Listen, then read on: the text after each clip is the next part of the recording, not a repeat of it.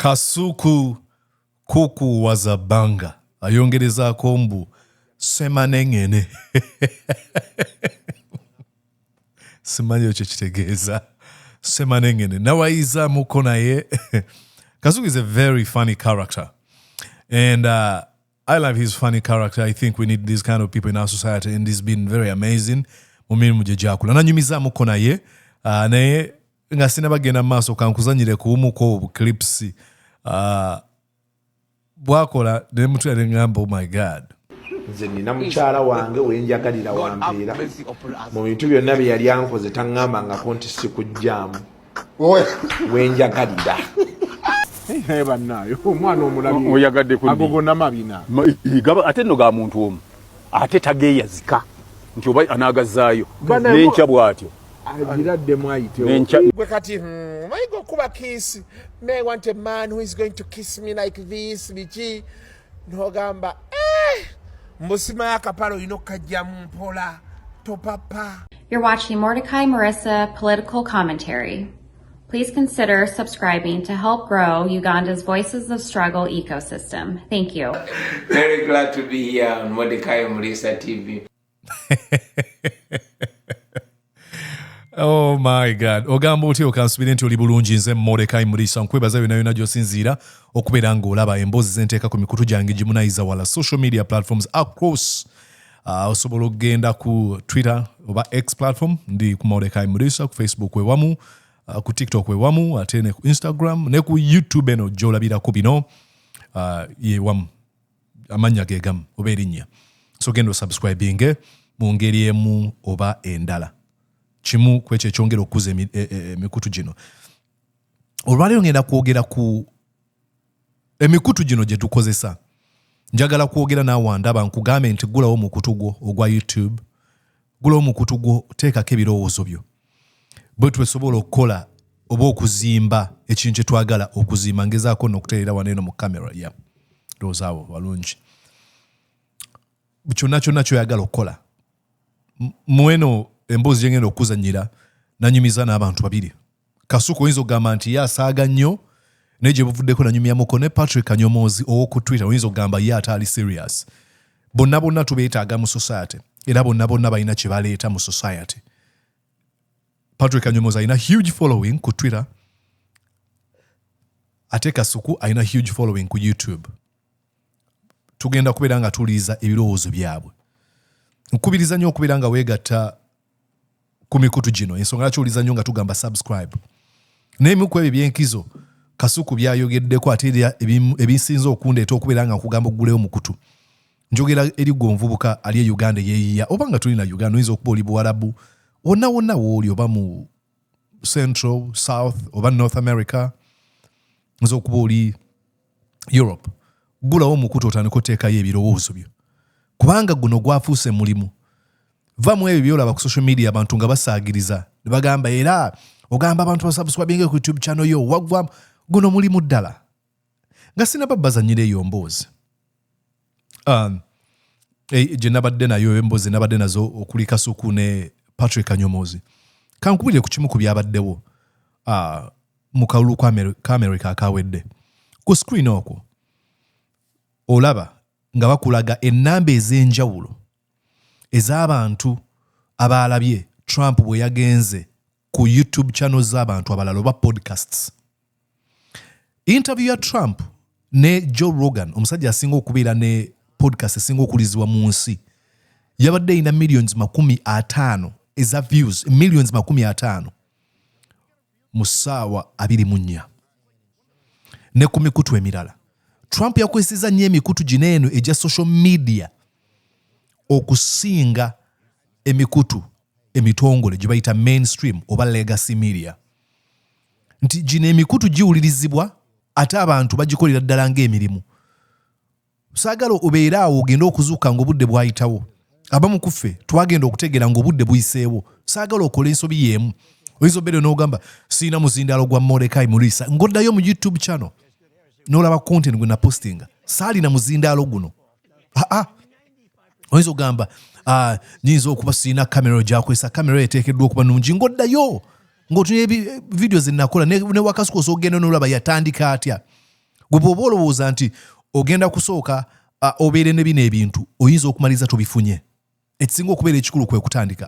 Tunuulira obutambi bw'enkuzannyira obwo bwa Trump ku mikutu egy'enjawulo nga bamukyaza akubaganya ebirowoozo. Bano abantu be bantu bulijjo be badde banyooma talina kyali ng'agenda ku mukutu gw'abantu abamu balina mu kusaaga batudde nga abali mu nnyumba ne baseka, naye ekyo kye kyamuwanguzza ate akalulu. Abantu bagenda bava ku TV kubanga bazitegedde nti TV zino ziweereza ebiruubirwa by'abantu oba ebitongole. Kati agamba nze njawuliza Joe Rogan talina gavumenti emutaddeko mu mudumu gwa mmundu. Njawuliriza ono noono oba Candace Owens oba Ben Shapiro oba Maida Starch bonna bano bakolera ku YouTube channel. Akalulu bwatu bwe yakawuusa obuva nga bo balowooza Kamala yalowooza ali ensonga nyingi nnyo, of course ensonga yokka naye Kamala ye ng'alowooza mbu ali ku MSNBC oba CNN eringa Trump agamba nsazizaamu eno interview sigenda kukola wano, n'agenda mu mikutu gino egya bulijjo YouTube channel. Abantu n'awangula akalulu. Ate guno mulimu ogulimu ensimbi. Yes, abantu bafuna ssente nga Kasuku bw'ogenda okumuwulira ng'ayogera. Abantu bafuna ssente, guno mulimu oguwa abantu ssente. Omuntu n'aba ng'afuna obukadde 7 buli mwezi, obukadde 10 buli mwezi, obukadde 2 obw'ensimbi. Ate content ono ateekeddwa okuyiza, oteekeddwa okuyisa obuyiiya bwo. Toteekeddwa okubeera kugamba njagala kwogera ku byabufuzi nga Mulisa, ngenda kukola entertainment nga Kasuku show. Osobola okugowinga beyond an extra mile n'okikola okunsinga era nkiwa waliwo abali mu kulaba bino byendi mu kukola nga mu maaso bajja kugamba gwe banyamba okukikola naye ng'alina channel esinga n'eyange kubanga tulina obusobozi bwa njawulo ne speed kwe tuddukira ya njawulo ne byetteekamu bya njawulo n'amaanyi na buli kimu.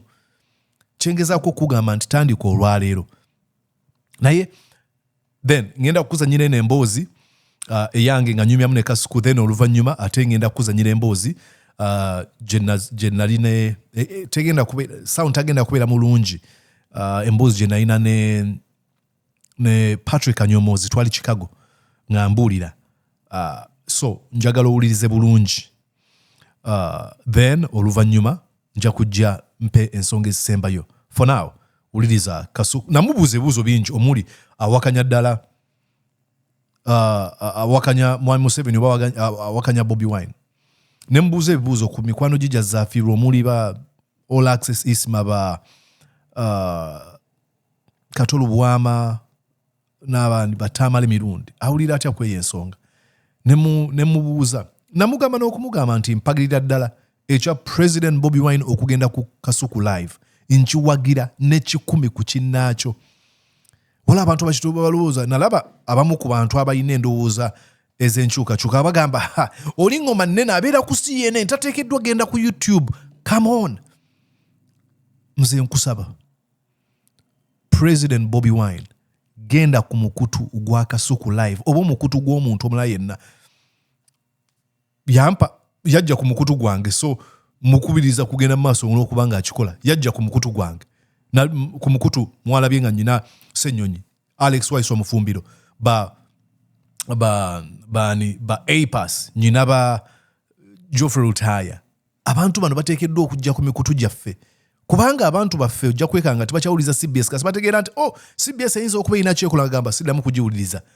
Kati njagala era nkimanyi nkiwa President Bobi Wine agenda ku Kasuku live, ajja gendayo nkimanyi kubanga Bobi Wine ajja tambya obufuzi, yatandika na kwekalakasa nga awakanya omusolo gwa OTT. Mujjukira OTT akosa ate takosa internet.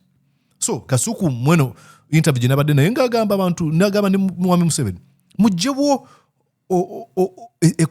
okusiba kwe mwateeka ku internet, mulekerawo okukuumira abantu mubutamanyanga mubajjako information n'ebintu ebirala.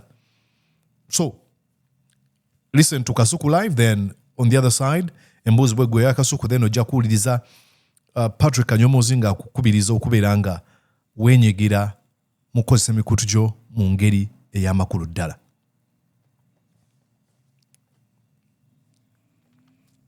Kasuku kuku wazabanga nkwebaza okuba nti ompadde omukisa okubeera nga nyumyamuko naawe kantandike n'okubuuza ogamba otya ose Luganda? Gye ndi ssebo ogamba otya? Nange gye ndi webale nnyo emirimu gyonna gy'okola. Amina naye amanya togamazeeyo. Gamaleyo sebo. Kasuku kukuwaza banga semanengene. Olyongerangako era nga njogera naawe ndi wano ku Heathrow. Oh, oli ku Heathrow Airport. Yes, mu Qatar business launch. Kati abanaku otukoze otye ffe? Abanaku era bo baakufa. Sebo. Ekyokukola tewali. Just balina kwekwata ku mitima. Yeah. Ne bafukamira ne basaba ne balinda ttaani yaabwe. Njagala nnyo ng'ejyokeesa ekigambo ekyo banaku kubanga omaliza n'obagamba mugende mukole. Because the society yaffe ogiraba. Society yaffe people are tired. And they don't have hope. But buli lw'obagamba they want to be happy. So they want to take in messages nobody happy. Because so many things have not worked out for them as they plan. Kati buli lwebalaba omuntu abadde nga bo oba alinga bo ng'atambula kibawaliriza okugamba nti kati katukole nnyo. Naye kati ffe tusalawo okubeera nti tusaaga, we do simple humor with the message. Yes. Okitegeera. Yes. Kati kanziremu nti njogera ne Kasuku nga sinzira Heathrow Bungereza. Webale nnyo Heathrow Airport. Mo business class. Business class. Business lounge ya Qatar. Weyagadde. Kati sebo bensonga esinza okunkubisa essimu kwe kwogera ku mikutu Gymnizer wala social media platform na specifically YouTube channel. I have immense respect for what you have done and how you've built your social media platform Nadala YouTube from scratch organically. Yes. Njagala osigira omuntu ekifaananyi atuuliza watandika otya? I mean oli mu mitwalo 10 n'omusomi 15 kati oleka mitwalo 2. Kati saawa eno ngenda mu mitwalo 15 mo ndabe wano 15 mo ngenda mu mitwalo 16. Abantu baali balowooza nti kizibu nnyo okukikola, abantu tebali ku internet. Wakikola otya? Maybe oyinza okuba watandika wagula YouTube channel ng'ogigula ku muntu omulala ng'enayo emitwalo 2. Saagigula. Natandika Kasuku Live twali mu lockdown. Yeah. So nina group y'abamawulire gye tuyina like it's called Media Wolops. It's a group of former scribes abo babaddeko ku red paper, abalala babaddeko mu observer baani but who were our age. Yeah? Abalala bakyali ku monitor active journalism. So of course they bategeera but they are not so hard. Yeah? Yes. Because people are running away from very serious stuff. So tubeeramu omwana tukubaganya ebirowoozo ku kino ku kiri, you get different views. Kati gayo omu n'avaayo n'aŋŋamba n'ayogera mu group naye Kasuku lwaki totandika YouTube channel because you're powerful like osobola like you know you're natural, you're what and all those things. So I was like okay. Then another person najja kati olo guy wa campus B najja n'aŋŋamba inbox. So you can start even with a phone. You record ebisigadde bijja kukola ki, because ideally in my mind I was like because nali ku TV, the whole TV setup and it's like that. So I'm thinking it's going to be quite expensive and all that stuff. Yep. So, and remember kati Mordecai, me, I'm a writing major. Benani nsoma mawulire na specializing in news writing and reporting. Oh. Yes, I did do broadcast. Wow. Because yes, broadcast yalimu, but just those small. Era ne betwalinga tukole broadcasting Bale Francis Orusa Peter ne bagaya abalala ngamba why don't you major in broadcasting? City feeling because writing was me kusomero nakola literature and kati nga ebyokuwandiika binyanguyira, and of course the guys I grew up admiring in the New Vision, in the Daily Monitor, for me mine was writing. Yeah. So when this kati Nigeria, of course I had started like 4 websites. Nenga problem yali mu websites yali websites nga zirimu nnyo embeera ya olina okuba ng'omanyi someone agenda okuwa business. Kati nga tosobola kufuna business ya Bellago oba Club B nga tomanyiiyo muntu. But then at the time Facebook yali y'amaanyi. Kati nga these big bano bagundi abalina big followers already. They just pick your story from your website ne bagiteeka ku Facebook zaabwe. Okitegeera. Kati nga ate website working in such a way that you're supposed to have enough hits. Google ekuwa obulango. Kati nagenda otuuka nga nkoze like because for me nze njagala nnyo ekintu ekikola nga nkiraba kitambula. So nali nkoze for some time naye nga sifuna ssente mu websites ezo. Kati ne ngamba akantandike era the first video gye nateekayo mu lockdown ojjukira Museveni nga adduka. Yes. Video eyo na bino bye downloading ebyo byali ku TikTok nga njijjayo nga ngiteekayo nagenda olaba erina over 500 views. I'm like kyao nga ntandika okukola bu videos awo bulala biki. Now that is like what Wednesday. Kati ninaga yali Dubai eyo. Yeah, he's one of my fans that we always talk and all those things. So he tells me waliwo omwami gwesobola okulagirira sobola okuyambako ne website yo gimonetizing nga nobeera ng'ogifunamu ssente. Wajjukira lockdown nga yakatandika we used to do website yali ekola a lot of baali bagiyita Kasuku live .ug. Nga naye problem gye nnina ya kumonetizinga ng'abantu bagisoma you put like a story ogenda olaba erina 10,000 hits in an hour. Oba okitegeera. Kati gayi n'abaako we yampeereza gayi twamala twatandika kweyitanga kojja. So ne ŋŋendayo kati gayi be nali nnyumya naye n'aŋŋamba gwe nalabye watandisa YouTube channel lwaki weesiba mu bino okitegeera. Nze nsobola okuyambako ne YouTube channel yo. Ne mbuuza mbuulira n'abinnyonnyolamu awo. Kati byannyonnyola n'aŋŋamba kati gwe Kasuku osobola okufunirawo $5. Ne ŋŋamba Wow. So what should I do? N'aŋŋamba I can just pushing the YouTube channel. When you get 1,000 subscribers, you get 4,000 watch time, you'll be good to go. So ngenda kutoka and talk show that Saturday because I was with him on Friday. Ngenda kutoka and talk show that Saturday.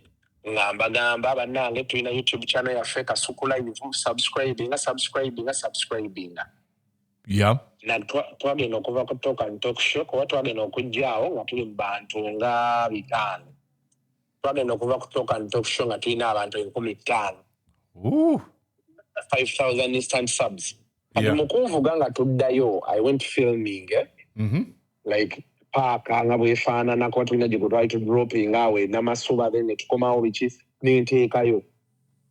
Nagenda ozuuka ku makya nga gayi yankubira Kasuku kiki watch time wamufunye.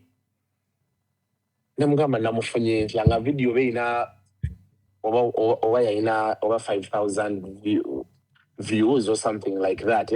Like nga watch time muyina. Oba okitegeera. No, actually I think I uploaded ako nakateekayo n'enteekayo ne talk and talk show ekiro ekyo. Eti nagenda ozuuka nga it has blown all over. Nagenda ozuuka nga channel ina 10k subs. Nga ng'etambudde. So kati awo kwe kuddayo ne njogera ne ba Alan Cruz because then I monetized the next day.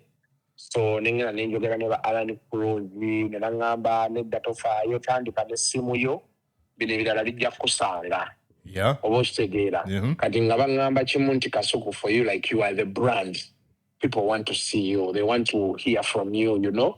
So you begin. The mistakes you will make along the way, you will find them. Okitegeera. So netutandika kati I think the first 1 month the biggest problem we had was people picking our content ne bamukozesa without our permission. So kati okwo kwe kutandika okuleeta mu bino ebya editing people baŋŋamba kati you know what Kasuku you have to watermark.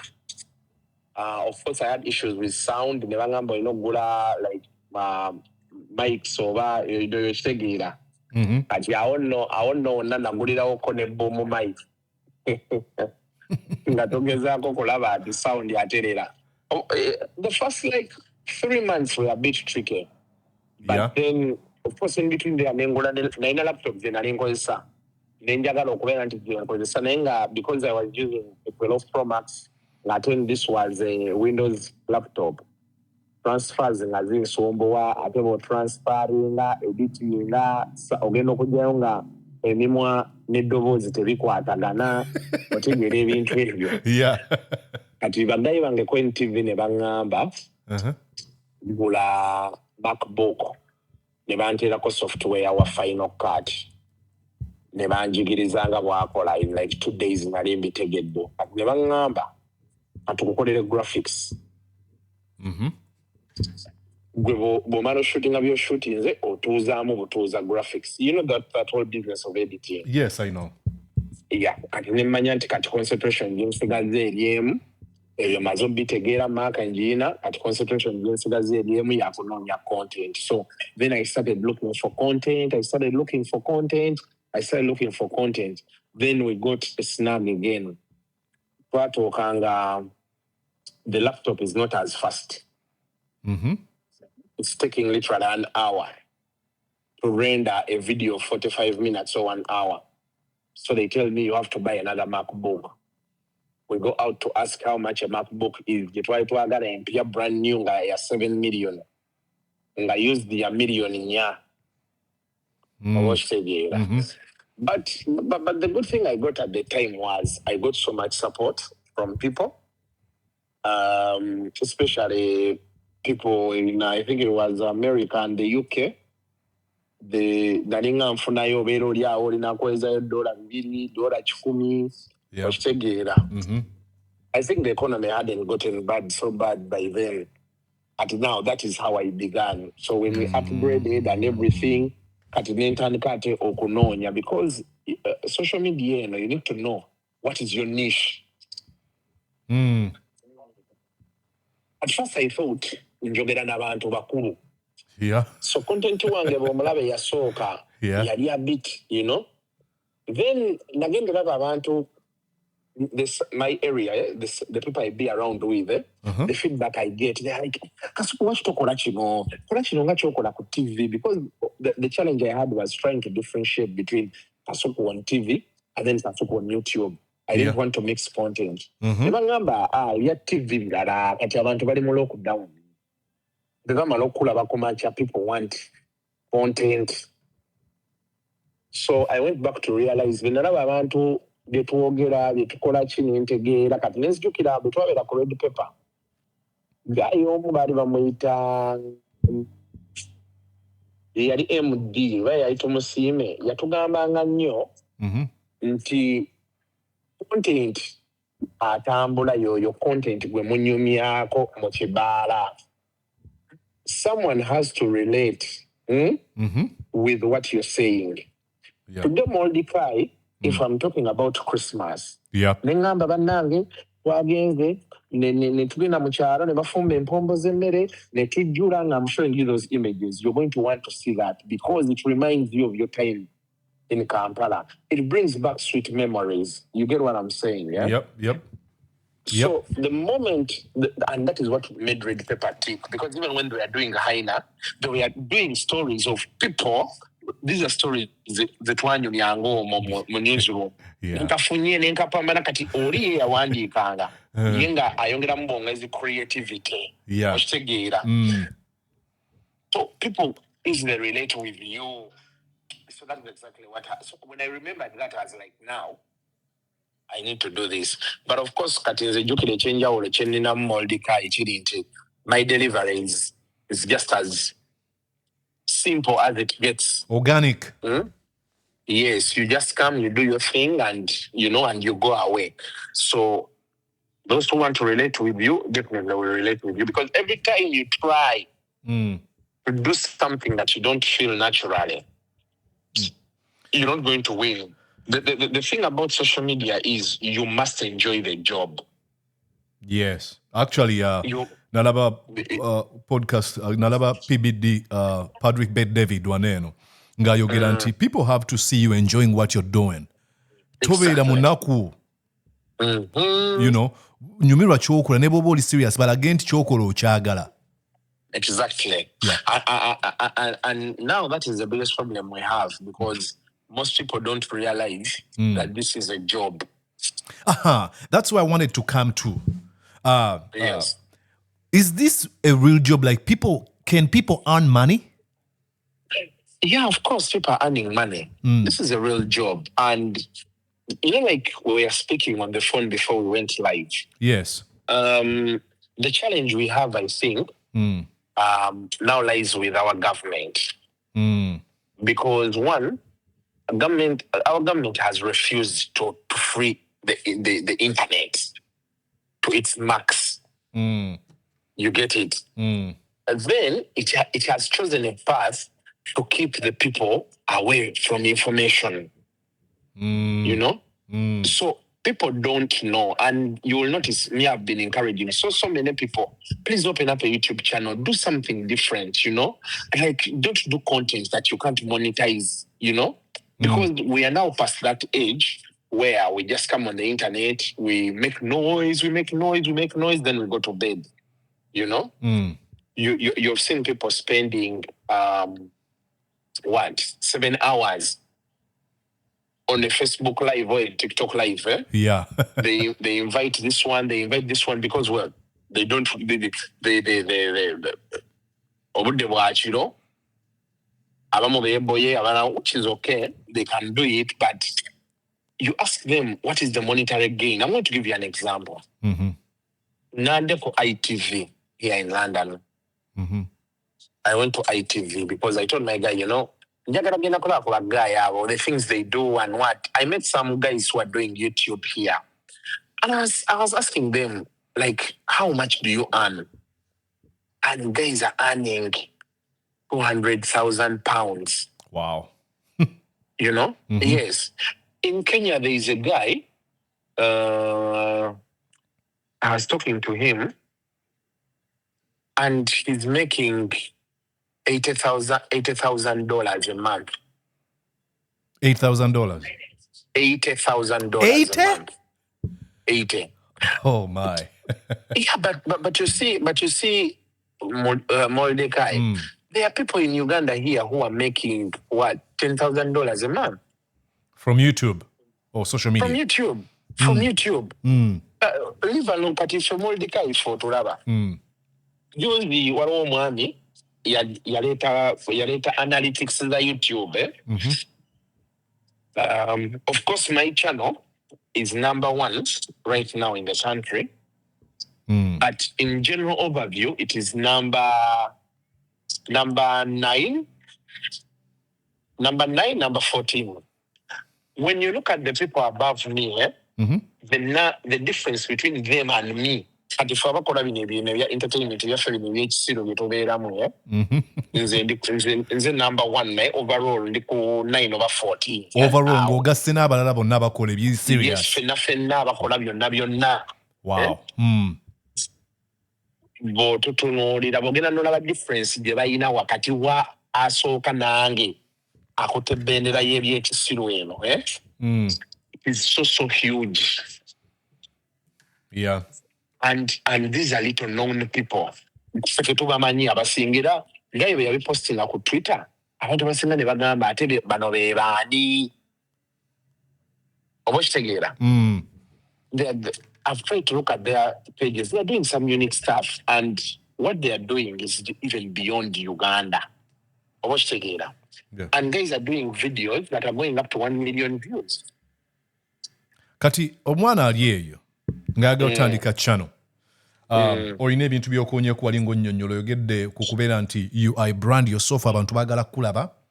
Omwana ayinza okubeera onaabya discourage n'agamba kati nze siri Kasuku ntandika ntya omukutu. Can you build from scratch? Of course, but me, I built from scratch.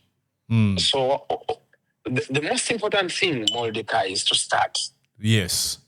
I know so many people who have had YouTube channels for over like 6 years, 7, and they've not gone beyond, they've not yet even hit 1,000 subs. But what is happening is this. I always tell these people, when you open a YouTube channel, to know, because personally, I'm willing to give people support. Oh, wow. That's amazing. Yes. There's a latest YouTube channel kati gye tubadde tupushinga bagiyita Visualize Africa. I actually did an interview with them. Never guy bange bonna talk show. They give them interviews, and their channel is moving quite well. So you need to for starters you need to know what am I going to talk about. Then you build from that. People need to understand that it is beyond. You don't have to only make money from the views. There is a person who is making money on YouTube channel. Ayogera ku byambuzi. Yes, thank you. The views are not so many, but aina sponsors bano aba Netherlands. Those guys, they're taking him around the world. Ayogera mbuzi bomio ebintu bya farming. Ogenda ali Netherlands, ogenda ali China, agenda kulaga different farming methods and all those things. But when I ask you about him, you will say, Kasuku, who is that? Yes. So the thing is, you have to start, you have to have a niche, and you have to know how do you execute. The biggest challenge we have as a country, we don't want to start.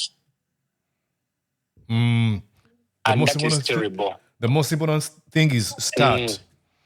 Manya niche.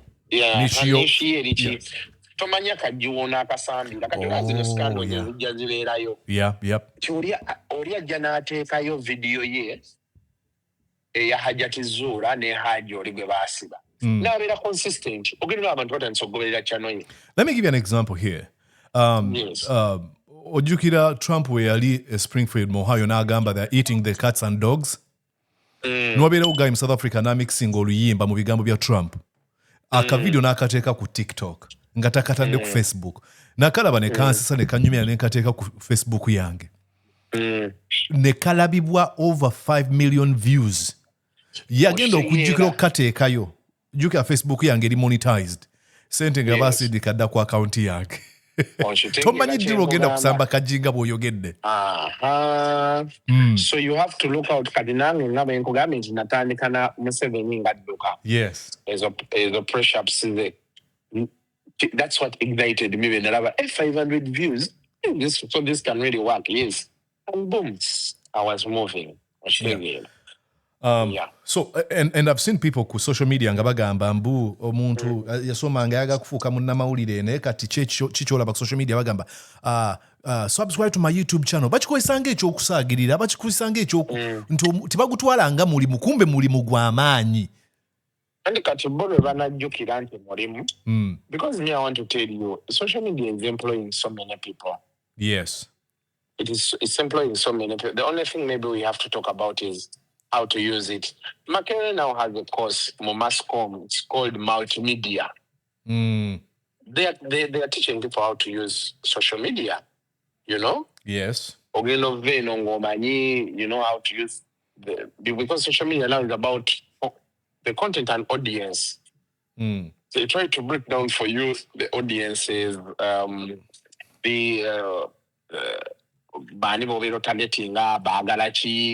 do you deliver to them? How do you know all those things? So, but it's I tell people, and I've said it over and over again, it is a job. The earlier the better. They can choose to move into it and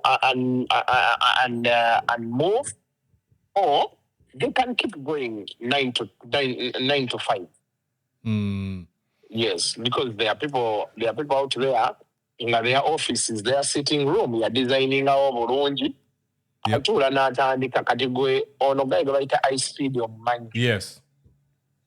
You've seen him even US. You've seen how big he is. Atambudde buli wagenda bamulindirira. Oyinza okugamba president, yeah. Kati ninaga njogera naye wano n'angamba iSpeed ayinza okuba akola emitwalo nga 7. N'omuvubuka ono gwe bayita omuyitalo ono yakolanga content nga tayogera kigambo kyonna. Kabilem mugagga muzibu kati. Okitegeera naye kati jjukira yabitandika mu lockdown. So in a space of like 4 years, you can see the change he has gone through. Okitegeera. Yes. And me, I'll tell you, for example, Mulisa. I did journalism all my years. Nga nfunayo sente zino ez'okulya okugula osobola okugula emmotoka zino ezalooni n'obeera ng'ozisasula mpola mpola biki. But ever since I started this thing of YouTube, 90% of my dreams have come true. Wow. Awuliriza. So most times, of course, abantu bagamba Kasuku kino kiri, but hey man, it's a whole different story. Era nze ngamba nnyo abantu ne babeera bakyali bange kati olaba ne Baati yali South Africa no nga Baati tandika okitegeera okukeera ku makya mu Uganda yaffe okubeera nga you can make $1,500 or $2,000. That is 7 million Ugandan shillings. Yes. There are people who are seated in banks, they are bank managers, and they are not earning that. Yes. You know? Yeah. So I'm always telling people, pursue social media. And not just even YouTube. Yeah. There is the calls now we are trying to have with people here. Yeah? When I meet like the Minister of ICT, when I meet UCC, we are trying to tell them, can you engage with Google? Can you engage with Facebook about having a smooth working relation? Because now that is now the only block we are having. If they can talk, I don't know what about go on the Ruto. Spoke with the guys at Google because they are the guys of YouTube. Now you get out with the guys of Facebook. What do they talk about? How do we increase CPM? Per view, sent and make up per view. Then how do we to take out TMB? Percentages ebagamba nti kati saawa eno ffe tukola naye YouTube is taking almost 70%. Wow. And to earning maybe like 30%. Yeah. So how do we negotiate for YouTube to get 50 and we take 50? So better payment terms. You know, it's about, you know, talking. Of course, the government na yongera okuta internet accessibility n'okubeera nti internet tebuukabuuka. Yes. Oba okitegeera. Kati bino byonna twablockinga Facebook byonna kati tebitwongerako. Oba okitegeera. But you get to understand bagamba your government, maybe you know how governments work. I know, I truly so understand. Maybe for them that's how they find whatever, you know. Yeah. But basically that is it. I think we are just if government allows to increase on internet distribution and usage, internet never stable, never lowering a cost here internet. Things are going to be good. I'm at here. Yeah. Internet genata decon. Nagita decon dieri nga nyingira ko arrivals. Departures. I've walked almost how many kilometers when I talk in the pattern again today. I'm still on the same internet. Now, if we have something like that, a smartphone, because the smartphone usage, you know what it's saying, right? Actually, a smartphone. Ajja kusobola okubeera nti ateekako Kasuku live amulabe kuba internet eri cheap eri fast ate buli wamu etuuseewo. Kati right now mu Uganda we are fighting in a space of we are not even 10 million internet users out of a total of around 50 million Ugandans. Yeah. Oh my, yeah. Yeah. So how are you going to compete with someone in and there is a guy called Kasuku. He took after me. Jari yangamba bichi jari nembo olaba gye yatandikira ne waali kati otuka n'ogamba ate oba yeye Kasuku nze sinzi original. Yeah. So kati ebyo government those things the government needs to do. Interesting. I want to ask you a very personal question. mu bijina emirimu gy'okoze ozimbye channel eno olina abantu abenjo bobadde nabo ku mikutu and you've lost these people Tamale Mirundi Mzee Katolo Bwama Jajja Ichuli do you sometimes feel like you're breaking down kubanga bana abantu okusinza bwe mbadde mbalaba nzijukira bonna watuuka n'ozimba personal relationship nga tolina kuba nti mukuba ekiboozi naye kati nga bafuuka mikwano gyo. Okay, kati for starters, the thing I want to clear is yes, most of those people were close. Not as close as most of you see it because maybe because you guys you could see the chemistry and what. Yeah. We are close. For example, I'll tell you about Katolo Bwama. I would see Katolo Bwama once a month. Oh. When we are going to shoot. But he was my friend. He would call me when we meet, we talk, you know. So I just wanted to clear that. Very many people would sympathize with me a lot, which was understandable. But for me, my thoughts were now with the family, the children. For example, Tamale Mirundi Beyafa. Abantu ngaba banaye Kasuku bichi. Ate junior. Ostegede. What junior yali nga asiba ne taata we every day. Awastegera nganze taata yinzo omula omulundi gumu mu week bwe tuna shooting. So, but I just want to clear that. But kamenya ekyo obomanya. Yeah. Because you see, I'm sorry. In journalism, yeah, especially in tabloid journalism, we have to sure sources. Era bola bezo zi live wire uncut category nga ko NBS. I'm sure you heard of a talk where they would say twina feeder twina geno tukubira ekiraka. Yep. Bwaba awe ekiganye kyonna. Yep. Ona agenda kujja ne bwe nga chef Kamiddo agenda kujja Jimose. Those were those guys. Washtegera. Nabayina nga they are sure.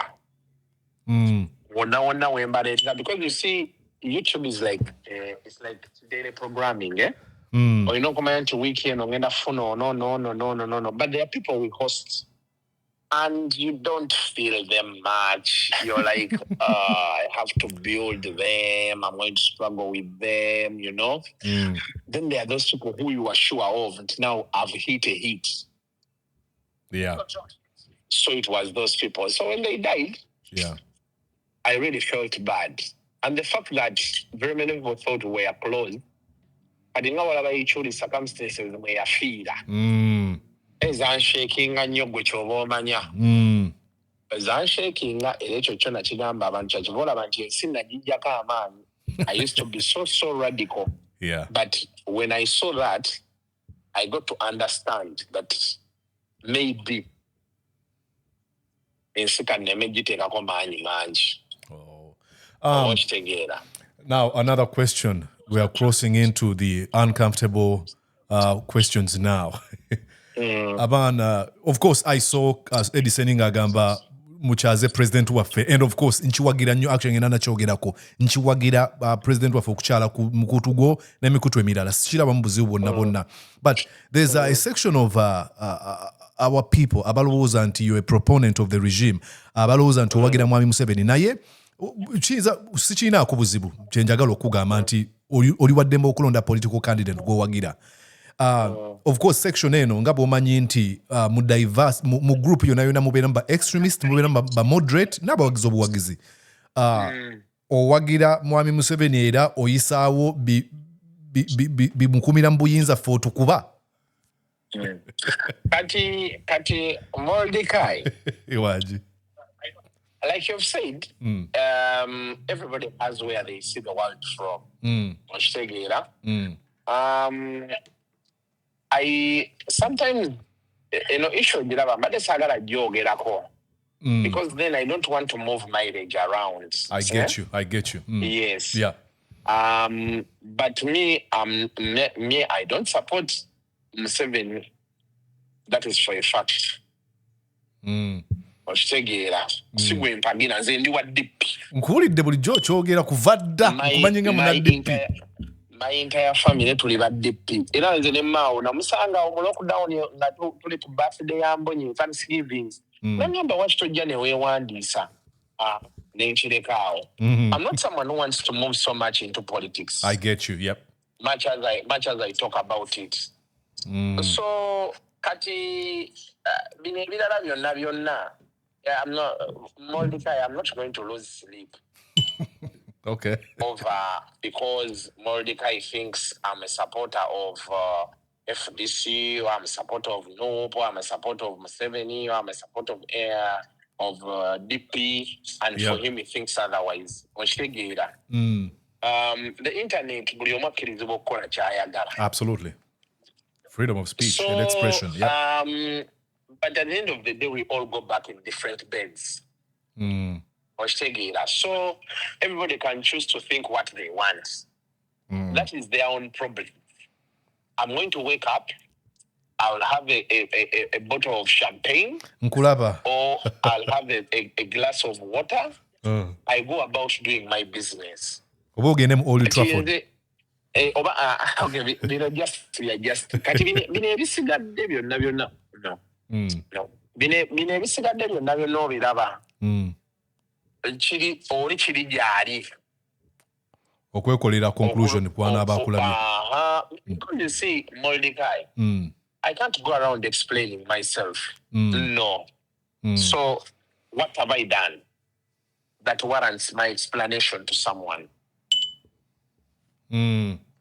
Okitegedde kati ebyo ebisigadde buli muntu waddemu okulowooza kyayagala era nze nja kwebaka nzuukuke ndye ennywe okitegeera bennakeera ku makya nga lunaku lwange lwakufa era nja kufa oba okitegeera kyeggamba.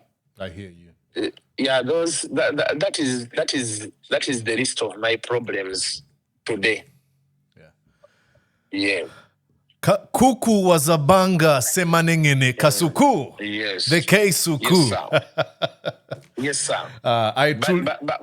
But what I want to emphasize to everybody out there, Mordecai, njagala abantu banoonye ssente. Yep. Kuba nze nkubuulira. I'm here in England, but things are rough.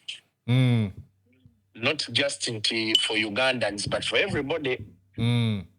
Yes. Abantu banoonye ssente. Obulamu bunyuma nnyo ng'olinamu ku ssente ge mazima. Yeah. That is the honest truth. Obulamu bunyuma nnyo ng'olinamu ka ssente. Bino ebirala buli omu agenda kuba n'endowooza ye mu bulamu. Mordecai, there are people who believe waliwo bw'ojja osanga yakola ensobi okugenda ebweru biki but they don't know whether you're eating or drinking. Yeah. So anytime you choose to dance to the gallery, be sure okitegeera kuba endowooza z'abantu teziggwayo naye ekisinga obukulu ssente. Make sure you change your life.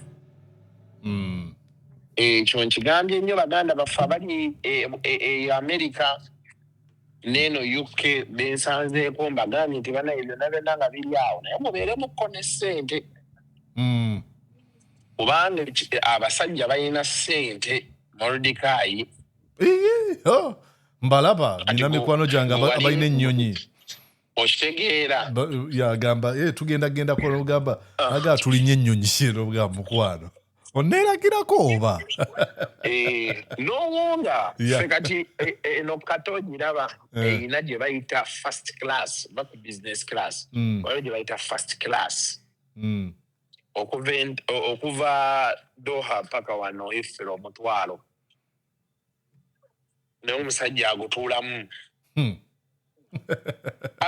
obukadde 37 n'abutuulamu neyeebaka n'otunula n'obuniikirira n'ogamba so kati abantu banoonye ssente ebirala byonna it will fall in place. But then also abantu bakozesa social media in whatever way, nze mbagamba nnyo bonna, it has been my call for some time now. In whatever you do, olanye ekintu nga kikuleetera ku ssente. Yeah. Buli lw'okola ekintu ekikuleetera ku ssente, ebintu bingi bijja kwanguwa. Well, nkwebaza olwakadde kompadde n'okunnyonnyola abantu. I've been wanting to have a conversation with you naye ng'obeera busy. Thank you so much olwakadde. Yeah. I'm doing the same. Ebintu byange obimanyi bya kwogera ku bizibu bigenda maaso mu ggwanga, and I'm using my platform. And gye buvuddeko nali bampita president wa NUP wano mu America yampita okugenda mu convention e Chicago okumoderatinga sessions ezimu n'ebintu ebirala bwe bityo. Bwe natuukayo nga abantu abaaliyo almost 90% nga bamanyidde ku social media, nga bonna bandabidde ku gundi ku social media, either ku TikTok oba ku YouTube oba ku Facebook. Kati ne weebuuza bulijjo ku TV wali okola ki? Ngamba bannange. Yeah, so kwe kwagala okwogera naawe gwe azimbye audience ey'amaanyi ku social media. Yeah. Awo nno nga tumaliriza njagala ogamba abantu bano abatuuliza basubscribing ate era babe content wa Mordecai Murisa. Abakola ki? Abakuwuliriza emboozi yaffe basubscribing ku channel ya Mordecai Murisa. Okay. Abantu abawuliriza bagenda kuba bawuliriza channel eno, subscribe to Mordecai Murisa YouTube channel, tupushinga omusajja waffe kintu akiwanike akyongereyo waggulu. Amina. Weebale nnyo Sseruganda, kankuleke weeyagalire Heathrow. Era ogenza ovaako nga n'ennyonyi yiino batugamba ku boardinga. Obambi weebale nnyo olwakadde. Kale papa, bye-bye. You're watching Mordecai Marissa Live. Ladies and gentlemen, Mordecai Marisa here, Nizamulira. With me is Patrick Kanyomoozi, a gentleman whom I have immense respect for the number of things that he's done. But in Uganda, we celebrate, we're able to use social media because of something that he started. And every time I see a campaign being spearheaded by so many Ugandans, I'm always like, Patrick Kanyomoozi, thank you so much. Kanyomoozi district. I'm glad to see you. Good to see you, bro. How are you? I'm good. Thank you so much. Let me go back to what I mentioned. Back in the days when we spoke about social media, people used to think that, it is just a tool for just entertainment, for joking. And you came out and said, sort of opened our eyes and told us, hey, this is a very powerful tool to use. So what would be your advice to a young person out there who doesn't know that he has an immense tool to use to bring about change in that country? Well, you just need to know that that's very much so much power that they have in their hands. That phone that you have, that social media account that you have, that's a lot of power that you have. And I'm glad that I played a part in opening young people's eyes. Many of them joined X because they used to see my tweets everywhere, and many have come out to confess, which humbles me. I mean, because when I was doing it, I didn't know the kind of impact that it was going to have on the young people. But it's proof that that's so much power that they have. And of course, we know that the young people, we have a bigger percentage of the young generation, which means that they have the ability to cause change with just the use of social media and upon. Gone are the days when people used to think that social media is just for having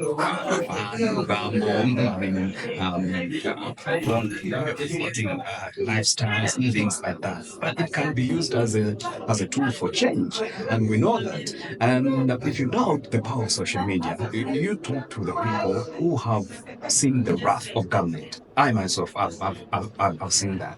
And it's not because I have guns or I'm plotting to the government, but because they felt the impact. And that's, you have hundreds of people employed to counter what he said on social media. You have hundreds of people with hundreds of accounts employed to counter what's on social media.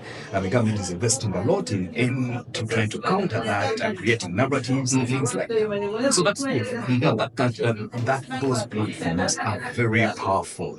So if you can use them, I mean, you can use them for different things. Because I mean, all my life I've not been posting serious stuff. I mean, so once in a while I want to have a joke and be sarcastic once in a while. But when it's time to do serious stuff, to call for serious change, then let's do it. So for the young people out there, use those platforms the best way that you can. Speak up. That's the only platform that you have to speak up. And people used to ask me, I mean, because back then before I retired, I was in sports. I was there. I just asked present how do you have to do with politics? And I used to tell them that the other platforms that I had, I cannot use them to express my views about how my country is going on. So that's why I decided to use social media, especially Twitter, which is now X. And my voice was heard. Trust me, it was heard, and it gives me great joy that hundreds of young people face I inspire them to speak up, especially on X. So let's continue. Keep the pressure. They will do everything to try to convince you that you're just making noise. That's not the truth. The truth is they feel the pressure. They feel the reggae. Yeah, reggae mamulia. So temupowa, temuzikiza. Wona woli Uganda, woli diaspora. The good thing into these platforms, I mean, wherever you are, they will tell you, the people in the diaspora, what are you saying? You're not on ground. Trust me, the people in the diaspora, you have an extra. There's an extra value that there are things that you can say that people back home cannot say. Yes. So every Ugandan, wherever you are, they use a platform to speak up, to call for change. They will feel it. They will hear it. It might not come immediately, but trust me, it will come. Yeah, and you and I share a very beautiful commonalities. You've been on radio and TV, I've been on radio and TV. And when I went through my journalism degree, they used to tell me, please try to be as neutral as you can. But in times of danger, it is very, I do not think, maybe there's another definition of neutralness, probably neutrality they are trying to define. I do not think that in times of danger, I'm just going to close my eyes and be like, oh, I'm just neutral. I realized that despite of the fact that I was on radio and TV, I had to use my voice. I remember when Olaxis Ismail, now the late, came out and was celebrating the battle of Bobi Wine and Senior. I came out and said, you can't do this, Mr. Museveni. You can't just allow this man to continue spreading hate speech, division, and saying whatever he says. And I had a few people who were coming out. They were like, Mordecai, now you're now that's politics. That is partisan politics. And I'm like, hey, you guys.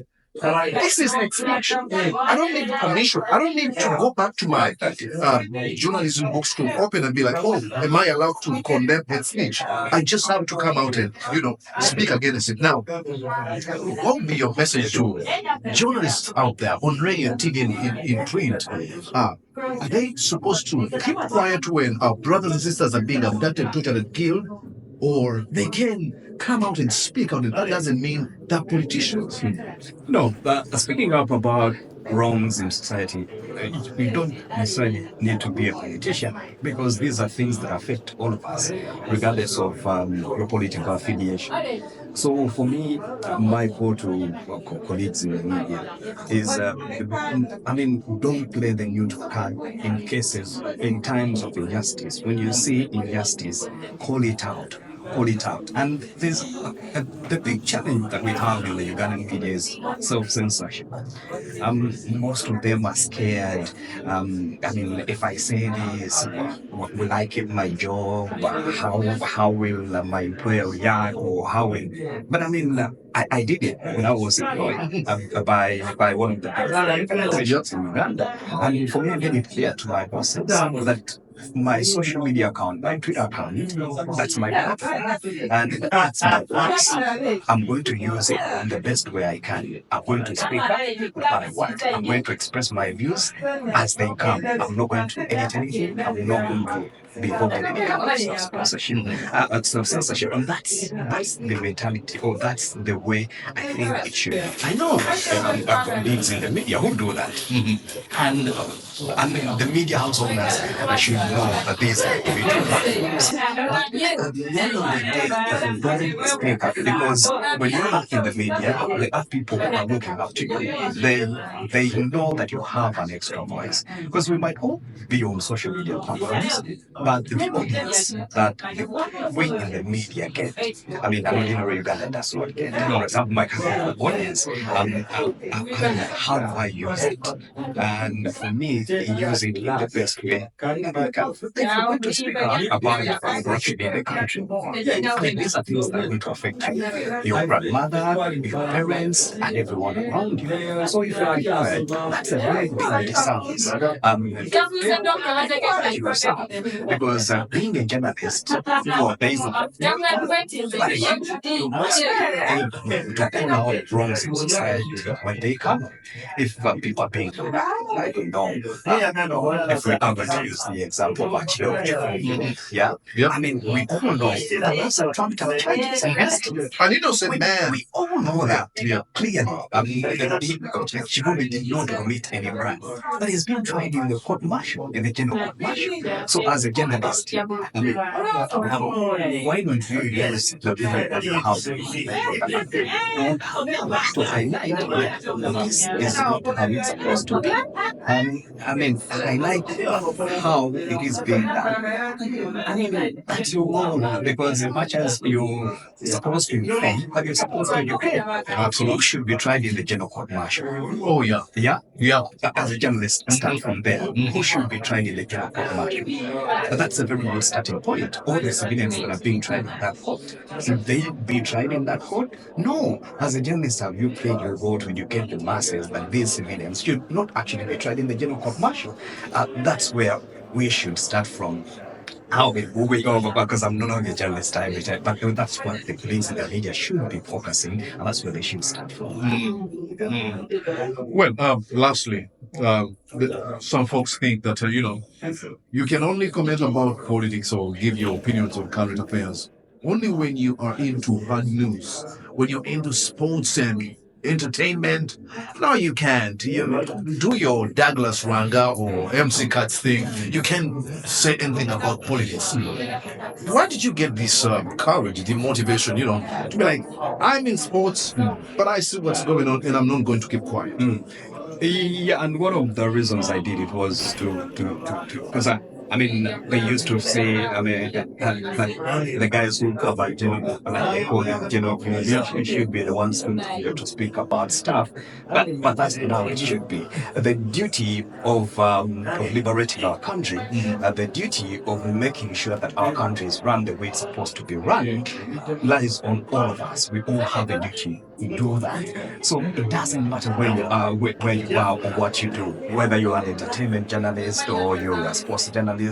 If there is something that is affecting society, if there is bad governance, if there is corruption, if there is dictatorship, what if there is deprivation of human rights, and all sorts of things, it's your duty to speak up.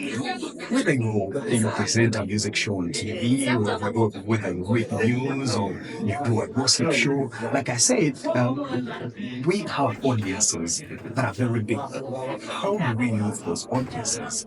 So if I speak up and my message goes beyond the sports audience, because I used to, I mean, my goal was to speak to the sports audience, but the issues that I address go beyond the sports audience. They are every country. So don't restrict yourselves. Don't put yourself in a cage. Kola music show, kuba muziki, kola gossip. No, but all of us have a role to play. All of us have a duty to play in making sure that our country is where it's supposed to be. it's even funny, when people come out with those kind of comments. Oh, Nkola music show, and you're like, do you know Bob Marley? Do you know what he did with his music? The music that you dance to, and you think that you present. Come on. We're recording this from Illinois, Chicago, and I want to tell you this man, I love you, Kasuku.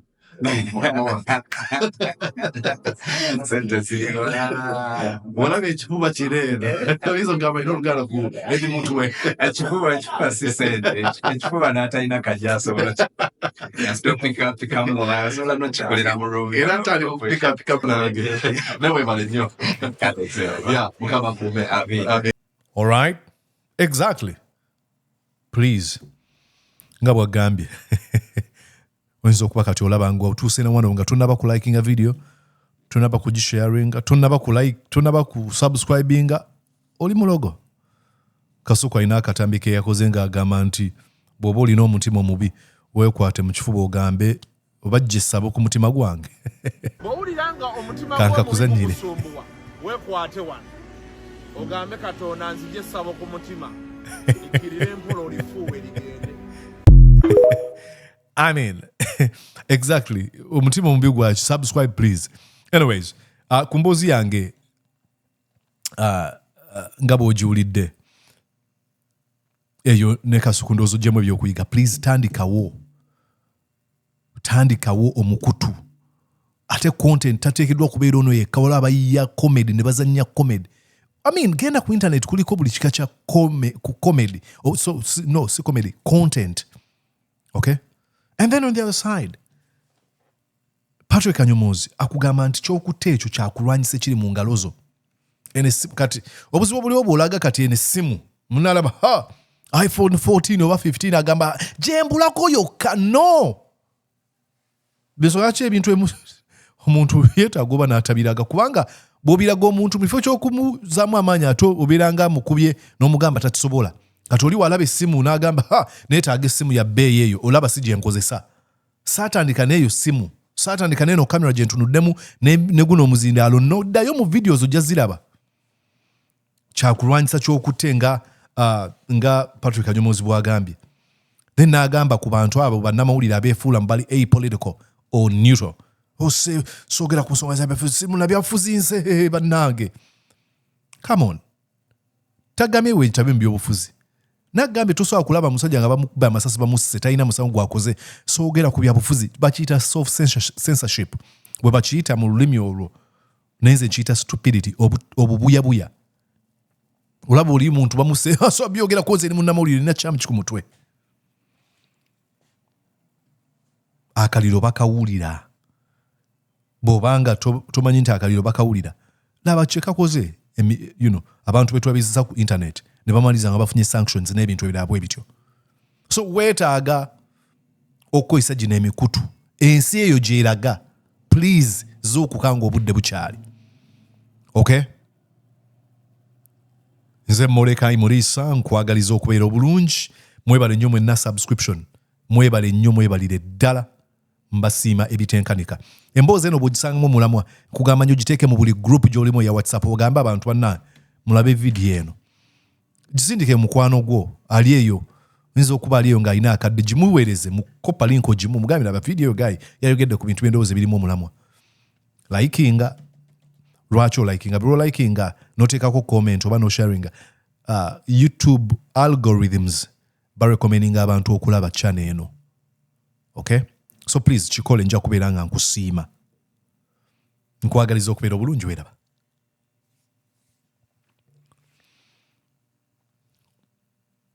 Video eno mpanvu. Oyinza okwagala okuwuliza ebirowoozo bya Kasuku ne Patrick Kanyomoozi nga oyerekera ku mukutu gwange ogwa YouTube channel Mordecai Murisa. Yewali emboozi ennambulule mu bino byonna. So twegweko eri ku YouTube channel. Did you enjoy what you just watched? I'm going to guess that you did. How about you consider subscribing to Mordecai Marissa YouTube channel? Thank you.